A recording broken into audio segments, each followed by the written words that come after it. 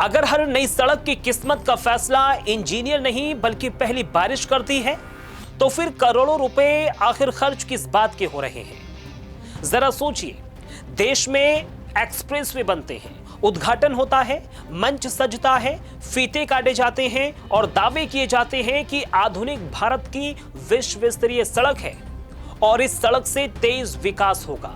लेकिन जैसे ही आसमान से दो बूंद पानी बरसता है, वैसे ही विकास की चमक के नीचे छिपी हकीकत बाहर आने लगती है।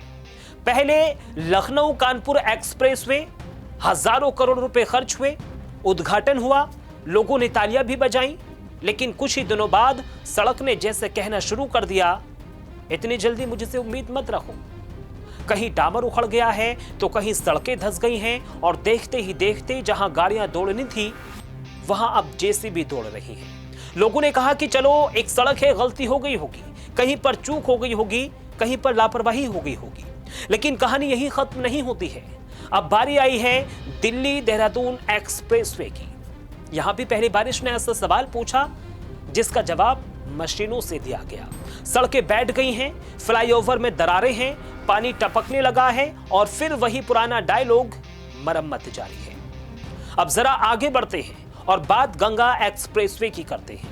गंगा एक्सप्रेसवे, जिसे उत्तर प्रदेश का ड्रीम प्रोजेक्ट कहा गया, लेकिन पहली तेज बारिश के बाद यहां भी सड़क धंसने की खबर सामने आ गई। फिर अधिकारी पहुंचे, फिर जांच शुरू हुई, फिर मशीनें आई और फिर मरम्मत का कार्य शुरू किया गया।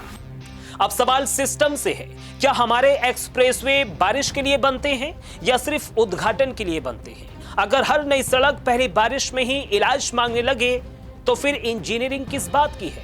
हर बार कहा जाता है बारिश ज्यादा हो गई। अच्छा है, तो क्या बारिश ने पहले नोटिस भेजा था कि मैं इस साल ज्यादा बरसने वाली हूं?